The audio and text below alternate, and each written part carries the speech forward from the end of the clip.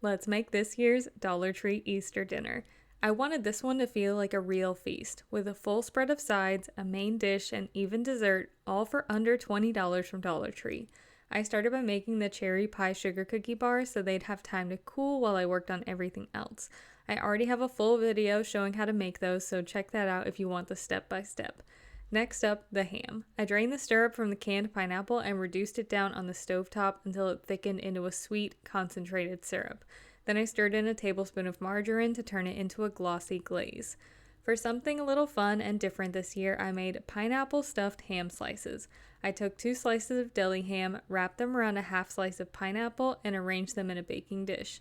Then I poured the glaze over the top. I don't bake this right away. I like to prep everything first so it can all go in the oven together. I just covered it with foil and set it aside. Now for the scalloped potatoes. I have some real issues with the box instructions. They always come out dry or unevenly cooked. I've learned that the best method is to start them on the stovetop. So I add the ingredients to a pot, bring it to a boil, and let it simmer for 10 minutes to help the potatoes soften and the sauce thicken. Then I pour it in a casserole dish to finish in the oven. Next, I made the green bean casserole. I mixed 2 cans of drained green beans with a can of cream of mushroom soup, added a little salt and pepper, and poured it into a baking dish. I only had one large dish, so I made a foil divider so I could bake the green beans and scalloped potatoes side by side. And since the store didn't have any fried onions, I made a topping of melted margarine and panko breadcrumbs to still give it that golden crunch on top. Then I shredded the cheddar cheese and prepped the biscuit dough using milk instead of water for extra richness.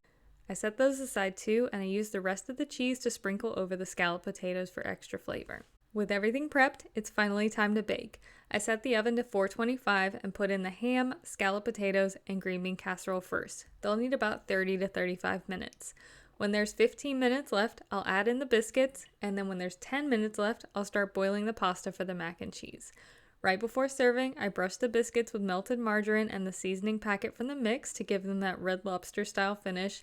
And that is the full Easter dinner. Buttery biscuits, creamy scalloped potatoes, green bean casserole with a crispy topping, pineapple stuffed glazed ham, macaroni and cheese, and cherry pie cookie bars.